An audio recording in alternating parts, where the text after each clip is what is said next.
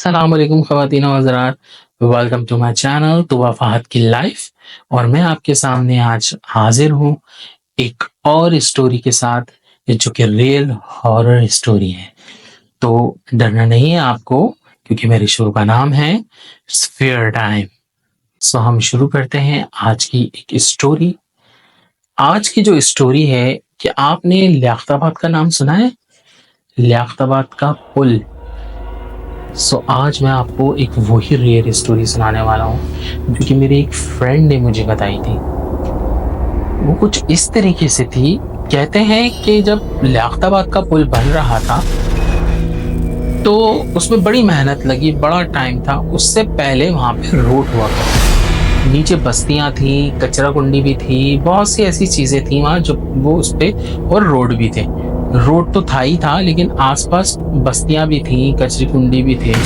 तो ऐसी जगहों पे ऐसी चीज़ें हो जाती हैं। तो वो जब पुल तैयार हो गया तो मेरा एक दोस्त ने मुझे ये बताया कि एक दिन रात के 2 या 3 बजे के वक्त वहाँ से एक शख्स गुजर रहा था। मतलब उनके रिलेटिव ही थे जो कि गुजर रहे थे। और मैंने सुना है कि ये स्टोरी जो है काफ़ी ज़्यादा फेमस भी हुई थी लियाकताबाद में। लियाकताबाद का वो पुल जो कि आयशा मंजिल से पहले से ही, आयशा मंजिल से ही स्टार्ट होता है, और वो तकरीबन लियाकताबाद जब लालू खेत के जो बाज़ार से पहले वहाँ पे वो ख़त्म होता है। इतना लंबा वो पुल है। तो कहते हैं कि रात के 3 बजे एक शख्स, एक अंकल, एक आदमी वहाँ से गुजर रहे थे बाइक पे।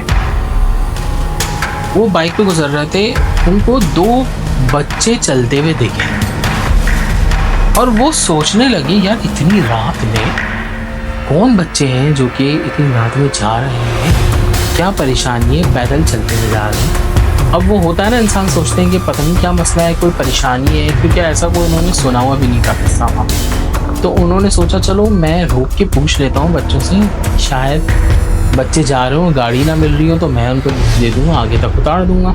तो इसी को सोचते हुए उन्होंने बच्चों से पूछा, बच्चों कहाँ जा रहे हो? तो वो सुन ही नहीं रहे। अब ये उन्हीं के पीछे हल्के हल्के बाइक चला रहे स्लो, वो जवाब ही नहीं दे रहे। अब जब इन्होंने बोला, बच्चा कहाँ जा रहे हो, मैं छोड़ दूँगा, किधर जा रहे हो इतनी रात को? तो वो रुक गए, इन्होंने भी अपनी बाइक को रोक ली। अब जब उन्होंने बोला, बेटा बताओ ना, मैं तुम लोग को छोड़ दूंगा, रात बहुत हो गई, पैदल चलते हुए जा रहे हो, खुदा ना खास्ता कोई चीज़ छिन मिल गई, चोरी वोरी हो गई। ये सोच के उन्होंने बोला, जब ये बोला उन्होंने, वो जब पीछे पलटे तो यकीन जाने वो अंकल बेहोश हो गए। जब उन्होंने सामने देखा तो वो बच्चे का जो चेहरा था, ये जो ठुड्डी होती है ना ये वाली, ये तकरीबन 3 फुट नीचे थी। यानी कि उसका चेहरा ही नीचे से शुरू होता था और ऊपर, यानी कि एक लंबे शेप में उसका चेहरा था। यकीन जाने मेरे अभी रोंगटे खड़े हो रहे हैं मैं जब आपको सुना रहा हूँ ना। उसका चेहरा इतना लंबा था और जैसे मुंह नहीं खुला हुआ होता वैसे खुला हुआ था। और दोनों का ये इन्होंने देखा और ये बेहोश हो गए। फिर जब इनकी आँख खुली, ये हॉस्पिटल में थे, इन्होंने सब किस्सा सुनाया तो लोग शॉक्ड हो गए। फिर लोगों ने बोला कि आपको पता नहीं था वहाँ पे ऐसा ऐसा, आपने क्यों रोका? तो बताने का मकसद ये है कि रात के अंदर जब आप निकले तो रोडों पे भी देख समझ के रोकें, क्योंकि कुछ भी हो सकता है, समझे? तो ये मेरा हॉरर स्टोरी का स्टार्ट था। अभी तो पिक्चर बाकी है जो मैं आपको सुनाऊंगा, वो तो इतनी इतनी खतरनाक स्टोरी है। वो मेरी नानी ने मुझे सुनाई थी। ये इंडिया के दौर की कहानी है जो कि वो सुनाती थी। मेरे पास बहुत से ऐसे स्टोरीज हैं जो मुझे मेरी नानी, मेरे रिलेटिव्स, बहुत से ऐसे लोग हैं जो मुझे सुनाते थे। मुझे शौक भी था हॉरर स्टोरीज के बारे में, तो मैं कभी कभी जाता था तो पूछता था ज़रा मुझे बताएं, या मेरे को फ्रेंड्स वगैरह मिलते थे उनसे भी मैं डिस्कस करता था। तो मज़ा भी आता था मुझे। खैर एक मज़ा भी है, लेकिन ये हॉरर भी है। मतलब आप इसके अंदर मजाक नहीं कर सकते चीज़ों का ना। तो मैं आप शुरू करता हूँ। आज की मेरी स्टोरी है, ठीक है गाइस? तो दिल थाम के बैठिए, मैं आज आपको सुनाने वाला हूँ 13वीं सीढ़ी की कहानी। सीढ़ियां तो बहुत सुनी होगी आप लोगों ने, बट कभी आपने ये सुना है कि 13 सीढ़ी पे क्या होता है? जो 13 सीढ़ी होती है, कहते हैं कि जिस घर में भी हो उस घर में मौत वाकई होती है। यानी कि उस, चाहे वो फ्लैट में हो चाहे वो घर में हो, कहते हैं मौत का बसेरा होता है वो। क्योंकि ये इंडिया से रिलेटेड स्टोरीज हैं। वहाँ पे जब पार्टीशन नहीं हुआ था तब की बात है, तो वहाँ ऐसे चीज़ें थी। तो लोग कहते हैं नाकाबिले यकीन चीज़ें हैं ये, क्योंकि हम लोग इन चीज़ों को मानते नहीं हैं। 13 सीढ़ी, 14 सीढ़ी, 15 सीढ़ी, तिकोन फ्लैट, सीधे फ्लैट नहीं आओ, तिकोन फ्लैट में ना जाओ। तो ये सब जो है ना वो हैं दिल के वहम, वो हमारे मुस्लिम्स में ज़्यादा पाए जाते हैं। लेकिन ये ज़्यादातर जो इंडिया से माइग्रेट होकर यहाँ आए ना, वो लोग इन चीज़ों को बताते हैं, और ये चीज़ें हुई हैं जब भी बताई भी जाती हैं। तो मेरी दादी मुझे बताती थी, तो वही मैं आपको सुनाता हूँ कि उनके घर के सामने शायद वो खातून रहती थी जिन्होंने मेरी दादी को ये किस्सा सुनाया था। कहती हैं कि एक लड़का था जिसका नाम रेहान था, आई थिंक रेहान, हाँ। वो अपने घर से दूसरे शहर में पढ़ाई के लिए गया। अच्छा, दोस्त यारों ने उसको बता के रखा हुआ था कि भाई तू जा तो रहा है वहाँ पे, लेकिन वहाँ बहुत महंगे फ्लैट मिलते हैं, महंगा घर है वहाँ पे, महंगा किराया है, तो ज़रा देख के तू देखना, सर्च करना, फिर जाके तू रेंट पे किराया लेना। तो खैर इसने एजेंसी वालों को वहाँ बोल दिया था, इत्तेफाक से इसको घर भी मिल गया था। अब ये देख के पसंद करके आ गया, बड़ा खुश था कि यार मुझे तो इतना सस्ता घर मिल गया, जिसका किराया बहुत एक मामूली सी रकम था, जो कि बहुत खुश था। चलो खैर मुझे किराया मिल गया एक घर, अब मैं जाता हूँ। अब ये वहाँ शिफ्ट होने, मतलब सामान वामान पैक किया, इसने चला गया वहाँ पे। अब ये जब चल रहा है ना, जब ये सीढ़ियाँ चढ़ता है, तो इसने उस वक्त तो इस चीज़ को, तो वो सीढ़ियाँ चढ़ता रहा। अच्छा, उसको पुराना फ्लैट मिला था, थोड़ा पुराने टाइप का था, जैसे कि अगर आप देखें तो ऐसा लगेगा पता नहीं कोई पुरानी हवेली में आ गए, वैसा वो फ्लैट था। खैर वो जाता है, चलता है, सीढ़ियाँ चढ़ता है। सीढ़ियाँ उस वक्त तो वो गौर नहीं करता कि ये 14 सीढ़ियाँ हैं, ये 13 सीढ़ियाँ हैं, वो चलता हुआ चला जाता है। खैर पहला दिन उसका गुजरता है, उस दिन तो उसने नोट नहीं किया, वो चला गया। खैर 3-4 दिन गुजर गए, वो अपना जाता रहा, और उसके साथ चीज़ें हो रही थी। क्योंकि इंसान गौर नहीं करता तो पता ही नहीं चलता कि क्या हो रहा है क्या नहीं हो रहा है। जब उसने गौर करना शुरू करता है ना इंसान, तो पता चलता है कि मेरे साथ क्या हो रहा है। तो खैर एक दिन क्या हुआ, वो चलते हुए जा रहा था, सीढ़ियाँ चल रहा था, 1 2 3 10 11 12 13 14। अब इसको ऐसा हुआ, यार ये मेरे मोबाइल के सिग्नल क्यों जा रहे हैं। और अमूमन उसको फिर याद आता है कि शायद कुछ दिन पहले भी, कल परसों भी मैं जब जा रहा था, इसी वक्त मेरे को कॉल आई, अचानक से आवाज़ रुक गई। ये इसके दिमाग में आया उस वक्त, ये खैर चला गया। फिर दूसरे दिन ये फिर सीढ़ी चढ़ने लगा, तो फिर इसके साथ यही हुआ कि मोबाइल यूज़ करता हुआ जा रहा था, वो देखता है कि सिग्नल चले गए, और उसी जगह पे उसके साथ हो रहा है हमेशा। शायद मेरा वहम हो। खैर फिर वो चला गया, फिर दूसरे दिन फिर वो अपना काम वाम ख़त्म करके रात में जा रहा है, तो फिर उसने इस चीज़ पे गौर किया। उसने बोला कि जब भी मैं यहाँ से गुजरता हूँ यार, यहाँ सिग्नल क्यों चले जाते हैं। और होता 12वीं सीढ़ी से, जैसी वो 13वीं सीढ़ी पे पैर रखता है, सिग्नल चले जाते हैं। अब जब उसने ये चीज़ सोचना शुरू की ना, तो एक दिन उसके साथ क्या हुआ कि सिग्नल चले गए, लेकिन उसको एक हल्की सी आवाज़ महसूस हुई, जैसे कोई इसको पुकार रहा है, रेहान। जब उसको ये आवाज़ आई, उसको तो ठंडे पसीने आने लगे, यानी कि खून जो होता है ना, ऐसा हो जाता है ठंडा। ये क्या हुआ, मेरे को शॉक्ड। और वो जल्दी से 14वीं सीढ़ी चढ़ा और घर में चला। और वो सोच रहा है ये क्या हुआ। खैर सोचते सोचते वो सो गया। अब दूसरी रात, मतलब पहला दिन रात गुजर गई, सुबह हुई, फिर वो गया सीढ़ियों से, फिर हुआ होगा उसके साथ यही, फिर वो जाके सो गया। अब रात के 2 बजे होता क्या है कि इसको आवाज़ से महसूस होने लगा। कि जैसे कोई रो रहा है, और इतनी खतरनाक आवाज से रो रहा है कि ये घबरा के उठ गया कि ये कौन रो रहा है, और मुसलसल आवाज आ रही है कि रोने की। इसने बोला अब तो मुझे देखना पड़ेगा बाहर झांक के।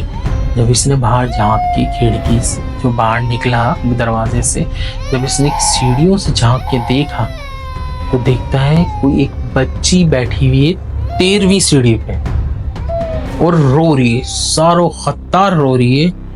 और ये घबरा गया। अब इसने चीखना शुरू किया, कौन हो, क्यों रो रही हो, क्या हुआ, गार्ड गार्ड। अब आवाज दी, गार्ड आया, जल्दी से भागता हूँ। ये भी ऊपर से भागता हुआ गया।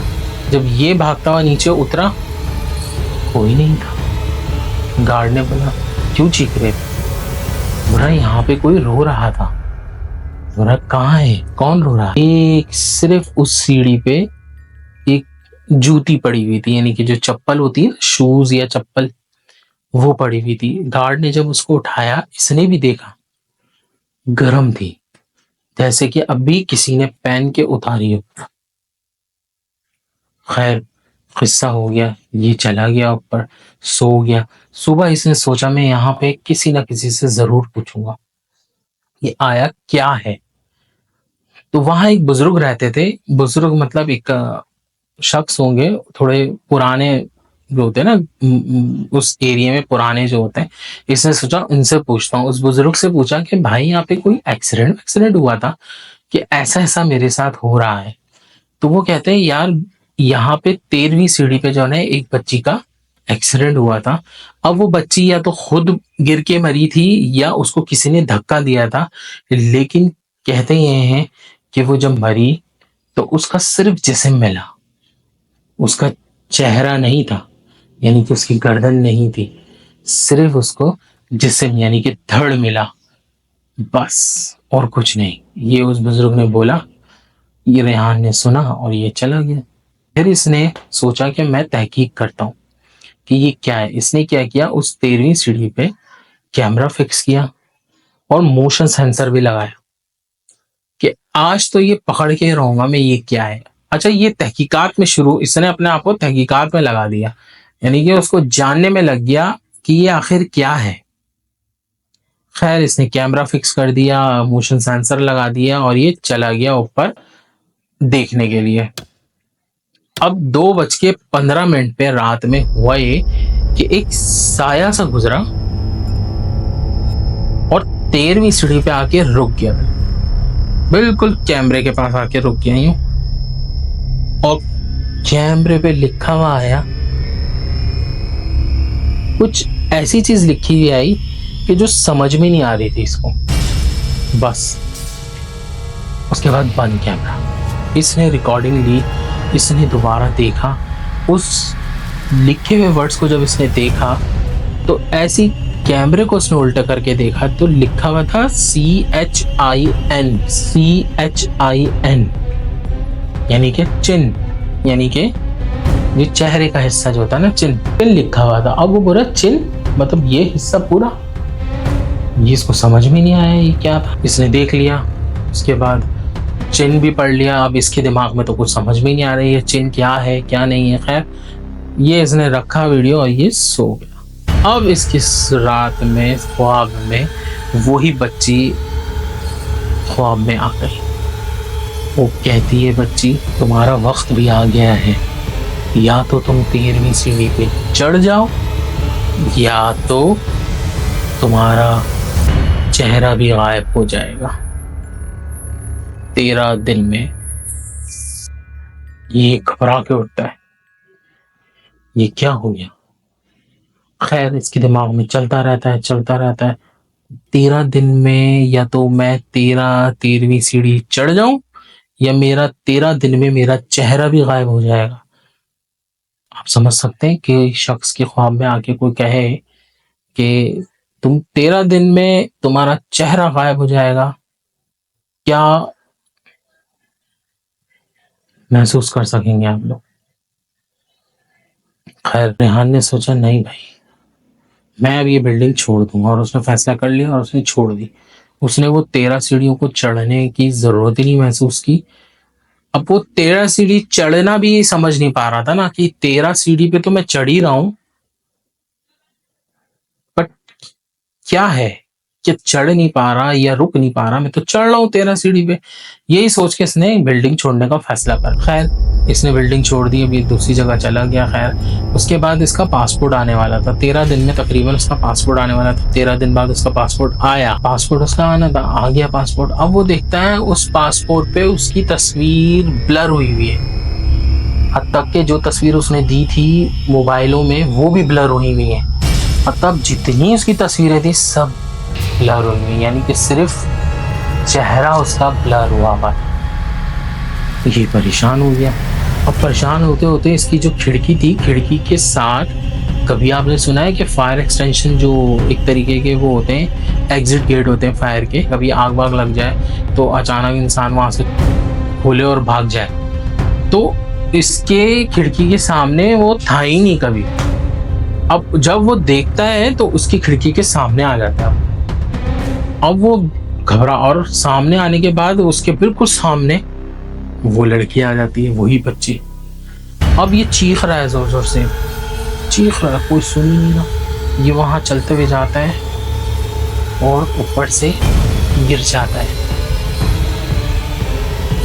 वो बताते हैं कि ना ही उसकी बॉडी मिली, ना ही उसकी चेहरा, ना बॉडी, ना ही उसकी कोई, ना ही उसका कोई धड़ मिला, ना ही उसका कोई जिस्म मिला, ना ही उसका कोई चेहरा मिला, कुछ नहीं मिला, गायब। सिर्फ एक फोटो मिली जिसकी फोटो पे उसका चेहरा ब्लर हुआ हुआ था, सिर्फ जिस्म था, और लिखा हुआ था उस फ्लैट के बारे में, तेरा भी रेंट अगेन। यानी कि उस फ्लैट में वो दोबारा इंतजार कर रही है अब किसी और का, कि कोई आए तो मैं उसके साथ फिर ऐसे ही करूं।